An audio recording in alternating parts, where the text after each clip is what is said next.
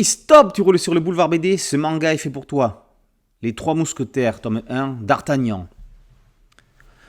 Comme d'autres grands classiques de la littérature française, Les Trois Mousquetaires ont déjà connu maintes et maintes adaptations tant cinématographiques que BD ciné. Sur tous les tons, dans tous les genres, ce récit d'Alexandre Dumas en a inspiré des réalisateurs et scénaristes de tous bords. Dans le 9e art, il y a des versions traditionnelles, respectueuses de l'œuvre originale, ou plus fantaisistes, mode pastiche, humoristique, enfantine, animalière, voire érotique. S'adressant à tous les âges, le graphisme est ainsi aussi varié que les genres repris. Ici, c'est de la version manga dont nous allons parler. Du côté de l'histoire, la trame est connue de tous. L'œuvre historique d'Alexandre Dumas est dans un premier temps publiée en feuilleton dans le journal Le Siècle en 1844. Nous sommes sous le règne de Louis XIII. Un jeune provincial gascon, Charles d'Artagnan, monte à Paris pour devenir mousquetaire du roi. Mais sur le chemin, son grand cœur le pousse à voler au secours d'une noble dame.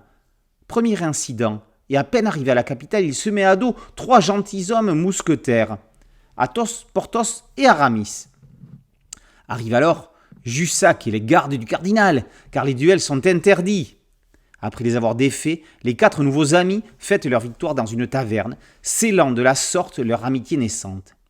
Au petit matin, Athos se réveille à côté d'une femme poignardée. Accusé de meurtre, il se voit condamné à la pendaison. La suite, chacun la connaît ou la devine. D'Artagnan, Porthos et Aramis vont tout faire pour innocenter leur ami. Un pour tous et tous pour un, n'est-ce pas là leur devise ? C'est ainsi qu'ils sont entraînés dans un complot et les manigances du cardinal de Richelieu pour perdre la reine, Anne d'Autriche.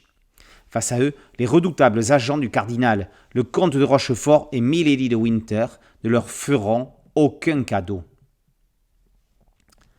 Inspiré de la nouvelle adaptation cinématographique du roman, sorti au mois d'avril, ce manga de cap et d'épée respecte à la lettre les caractéristiques des genres ici présents. Autant par le travail de découpage du roman et du film en séquence de manga que par le rythme donné à l'action. Negib réussit à conserver toute l'énergie du texte de Dumas, sauce manga. Certains pourraient regretter justement cette trop grande fidélité et le peu de liberté accordé à Negib par rapport à l'œuvre originale, mais là n'était pas le but de cet album. Nous y suivons un D'Artagnan qui va de jeune puceau devenir un héros amoureux, parfois maladroit mais fidèle en amitié à ses convictions. Impétueux, impulsif et téméraire, les codes du manga étaient parfaits pour transposer ses aventures en bande dessinée.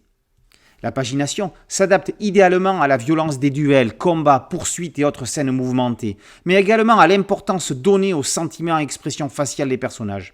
Ces derniers d'ailleurs sont librement imaginés, mais obligatoirement ils ressemblent aux acteurs du film. C'était dans le cahier des charges, ce qui permet de coller nettement mieux avec les codes graphiques du manga japonais.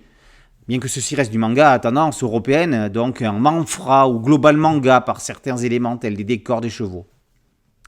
Cédric Chao maintient néanmoins la tension et le rythme du scénario en offrant aux fans du genre une version graphique intéressante et entraînante. Son trait nerveux et énergique dynamise efficacement le récit. 2023, les mousquetaires sont donc de retour en force pour notre plus grand plaisir et pour le plaisir de redécouvrir ce monument de la littérature française.